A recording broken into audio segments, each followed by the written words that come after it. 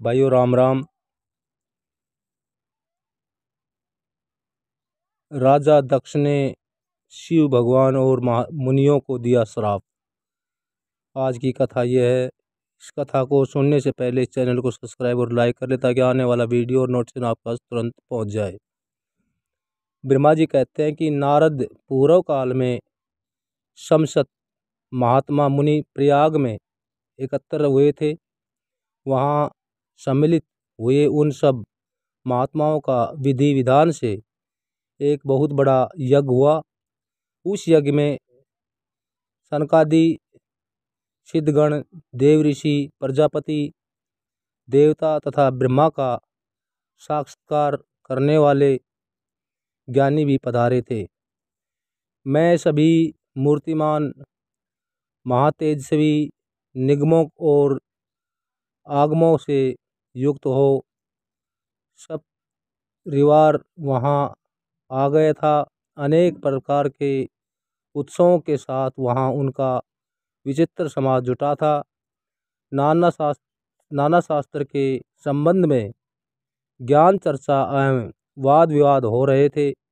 मुने उस समय उसी अवसर पर सती तथा पार्षदों के साथ त्रिलोक हितकारी सृष्टिकर्ता एवं सबके स्वामी भगवान रुद्र भी वहां आ पहुँचे थे। भगवान शिव को आया देख संपूर्ण देवताओं, सिद्धियों तथा मुनियों और मैंने भी भक्ति भाव से उन्हें प्रणाम किया और उनकी स्तुति की। फिर शिव की आज्ञा पाकर सब लोग प्रसन्नतापूर्वक यथास्थान बैठ गए। भगवान का दर्शन पाकर सब लोग संतुष्ट थे और अपने सौभाग्य की सराहना करते थे।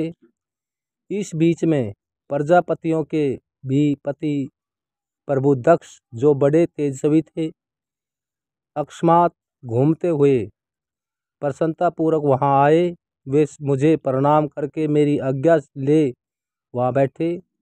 दक्ष उन दिनों समस्त ब्रह्मांड के अधिपति बनाए गए थे अतः सबके द्वारा सम्मान्य थे, परंतु अपने इस गौरवपूर्ण पद को लेकर उनके मन में बड़ा अहंकार था, क्योंकि वे तत्व ज्ञान से शून्य थे। उस समय समस्त देव ऋषियों ने नतमस्तक हो स्तुति और प्रणाम के द्वारा उन दोनों हाथ जोड़कर उत्तम तेजस्वी दक्ष का आदर सत्कार किया। परंतु जो नाना प्रकार के लीला विहार करने वाले सबके स्वामी और उत्कृष्ट लीलाकारी स्वतंत्र परमेश्वर हैं, उन महेश्वर ने उस समय दक्ष को मस्तक नहीं झुकाया। वे अपने आसन पर बैठे ही रहे।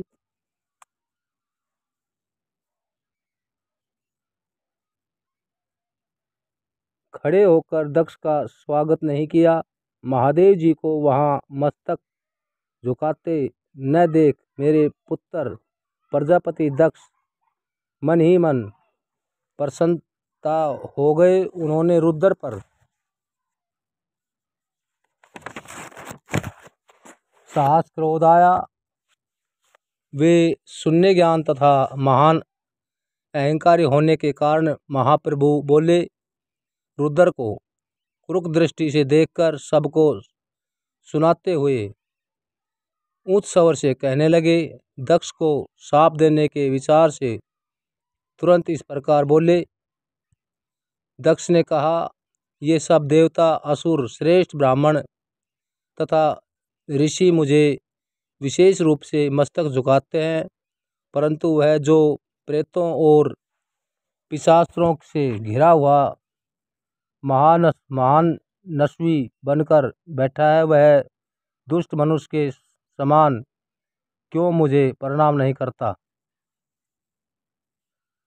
शमशान में निवास करने वाला यह निर्जल जो मुझे इस समय प्रणाम नहीं करता, इसका क्या कारण है? इसके वेदों क्रम लुप्त हो गए हैं। यह भूतों और पिशाचों से सेवित हो मतवाला बन गया फिरता है और शास्त्रीय विधि की अवहेलना करके नीति मार्ग को सदा कलंकित किया करता है।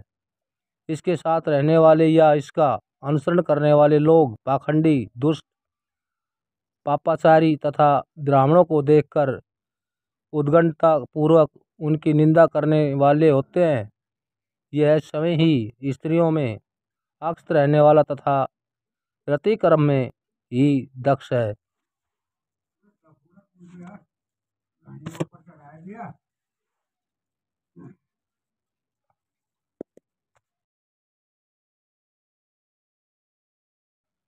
गात हुआ हूँ यह रुद्र चारों वर्णों से पृथक और कुरूप है। इसे यज्ञ से बहिष्कृत कर दिया जाए। यह शमशान में निवास करने वाला तथा उत्तम कुल और जन्म से ही हीन है, इसलिए देवताओं के साथ यह यज्ञ में भाग न पाए। ब्रह्मा जी कहते हैं, नारद दक्ष की कही हुई यह बात सुनकर मृग आदि बहुत से महर्षि रुद्र को भ्रष्ट मानकर देवताओं के साथ उनकी निंदा करने लगे।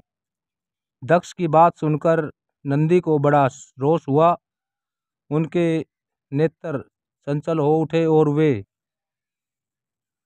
नंदेश्वर ने कहा, अरे ये महामुंड, दुष्ट बुद्धि, शठ दक्ष, तूने मेरे स्वामी महेश्वर को यज्ञ से बहिष्कृत क्यों कर दिया? जिनके स्मरण मात्र से यज्ञ सफल हो और तीर्थ पवित्र हो जाते हैं, उन्हीं महादेव जी को तूने शाप कैसे दे दिया? बुद्धि दक्ष, तूने ब्रह्मा जाति की चपलता से प्रेरित हो इन रुद्रदेव को व्यर्थ ही शाप दे डाला। महाप्रभु रुद्र सर्वथा निर्दोष है, तथापि तूने व्यर्थ ही उनका उपहास किया है। ब्राह्मण धाम जिन्होंने इस जगत की सृष्टि की, जो इसका पालन करते हैं और अंत में जिनके द्वारा इसका संहार होगा, उन्हीं इन महेश्वर रूप को तूने शाप कैसे दे दिया? नंदी के इस प्रकार फटकारने पर प्रजापति दक्ष रोष से आग बबूला हो गए। उन्होंने शाप देते हुए बोले, अरे रुद्रगणों, तुम सब लोग वेद से बहिष्कृत हो जाओ। वैदिक मार्ग से भ्रष्ट तथा महर्षियों द्वारा प्रयुक्त हो पाखंडवाद में लग जाओ और शिष्टाचार से दूर रहो। सिर पर जटा और शरीर में भस्म एवं हड्डियों के आभूषण धारण करके महापान में आसक्त रहो। जब दक्ष ने शिव के पार्षदों को इस प्रकार शाप दे दिया, तब उस शाप को सुनकर शिव के प्रिय भक्त नंदी यतद रोष के वशीभूत हो गए। विशालाद पुत्र नंदी भगवान शिव के प्रिय पार्षद और तेजस्वी हैं। वे गर्व से भरे हुए हैं। महादुष्ट दक्ष को तत्काल इस प्रकार उत्तर देने लगे। नंदेश्वर बोले, अरे सठ बुद्धि दक्ष, तूने शिव के तत्व का बिल्कुल ज्ञान नहीं है। अब तूने शिव के पार्षदों को व्यर्थ ही शाप दिया है। अहंकारी दक्ष, जिनके चित्त में दृष्टा भरी है, उन मृगु आदि ने भी ब्राह्मण तत्व के अभिमानों में आकर महाप्रभु महेश्वर का उपहास किया है। अत यहाँ जो भगवान रुद्र से विमुख तुझ जैसे दुष्ट ब्राह्मण विद्यमान है, उनको मैं रुद्र तेज के प्रभाव से ही शाप दे रहा हूँ। तुझ जैसे ब्राह्मण कर्म फल के प्रसंग वेदवाद में फंसकर वेद के तत्व ज्ञान से शून्य हो जाओ। वे ब्राह्मण सदा भोग में तन्मय रहकर स्वर्ग को ही सबसे बड़ा पुरुषार्थ मानते हैं। वे स्वर्ग से बढ़कर दूसरी कोई वस्तु नहीं है, ऐसा कहते रहें तथा क्रोध, लोभ और मद से युक्त हो निर्जल भिक्षु बने रहे। कितने ही ब्राह्मण वेद मार्ग को सामने रखकर रुद्रों का यज्ञ कराने वाले और दरिद्र होंगे, सदा दान लेने में ही लगे रहेंगे। दूषित दान ग्रहण करने के कारण वे सब के सब नरकगामी होंगे। दक्ष उनमें से कुछ ब्राह्मण तो ब्रह्म राक्षस भी होंगे, जो परमेश्वर के शिव को सामान्य देवता समझकर उनसे द्रोह करता है। वह दुष्ट बुद्धि वाला प्रजापति दक्ष तत्व ज्ञान से विमुख हो जाए। यह विषय सुख की इच्छा से, काम रूपी कपट से युक्त धर्म वाले गृहस्थ आश्रम में आश्रित रहकर कर्म कांड का तथा कर्म फल की प्रशंसा करने वाले संतान वेदवाद का ही विस्तार करते रहें। इसका आनंदीय मुख नष्ट हो जाए, यह आत्मज्ञान को भूलकर पशु के समान हो जाए तथा यह दक्ष कर्म भ्रष्ट हो जाए, शीघ्र ही बकरे के मुख से युक्त हो जाए। इस प्रकार कुपुत्ति हुए नंदी ने जब ब्राह्मणों को और दक्ष ने महादेव को शाप दिया, तब वहाँ महान हाहाकार मच गया। नारद में वेदों का प्रतिपादक होने के कारण विशद तत्व को जानता हूँ, इसलिए दक्ष का यह वह शाप सुनकर मैंने बारंबार उसकी तथा भृगु आदि ब्राह्मणों की भी निंदा की है। सदाशिव महादेव भी नंदी का बात सुनकर हंसते हुए ये मधुर वाणी में बोले। वे नंदी को समझाने लगे। सदाशिव ने कहा, नंदी मेरी बात सुनो, तुम तो परम ज्ञानी हो, तुम्हें क्रोध नहीं करना चाहिए। तुम्हें भ्रम से यह समझकर कि मुझे शाप दिया गया, व्यर्थ ही ब्राह्मण कुल को शाप दे डाला। वास्तव में मुझे किसी का शाप छू नहीं सकता, अतः तुम्हें उत्तेजित नहीं होना चाहिए। वेद मात्रता सूक्ष्म में और सूक्तम में है, उसके प्रत्येक सूक्तम में समसत वेदधारियों के आत्म परमात्मा प्रतिष्ठा, अतः उन मंत्रों के ज्ञाता नित्य आत्मवेता है। इसलिए तुम रोषवश उन्हें शाप न दो। किसी की बुद्धि कितनी ही दुष्ट हो क्यों न हो, वह कभी वेदों को शाप नहीं दे सकता। इस समय मुझे शाप नहीं मिला है, इस बात को तुम्हें ठीक ठीक समझना चाहिए। महामते, तुम सनकादि सिद्धों को भी तत्व ज्ञान का उपदेश देने वाले हो, अतः शांत हो जाओ। मैं ही यज्ञ हूँ, मैं ही यज्ञ कर्म हूँ।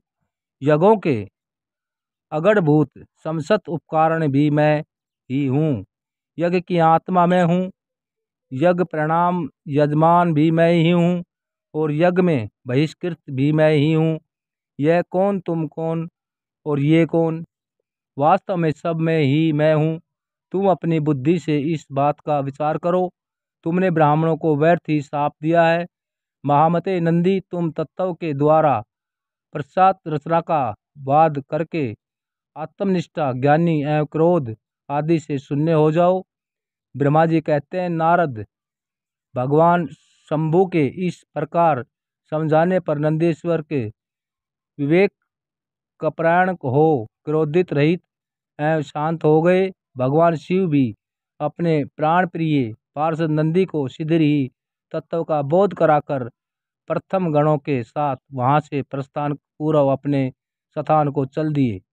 इधर रोषवेश से युक्त दक्ष भी ब्राह्मणों से घिरे हुए अपने स्थान को लौट गए, परंतु उनका चित्त शिव द्रोह में ही तत्पर था। उस समय रुद्र को शाप दिए जाने की घटना का स्मरण करके दक्ष सदा महान रोष से भरे रहते थे। उनकी बुद्धि पर मूढ़ता छा गई थी। वे शिव के प्रति श्रद्धा को त्याग कर शिव पूजा को की निंदा करने लगे। तात नारद इस प्रकार परमात्मा शंभु के साथ दुर्व्यवहार करके दक्ष ने अपनी जिस दुष्ट बुद्धि का परिचय दिया था, वह मैंने तुम्हें बता दी। अब तुम उनकी पराकाष्ठा को पहुंची हुई दुष्टबुद्धि का वृत्तांत सुनो, मैं बताता हूँ।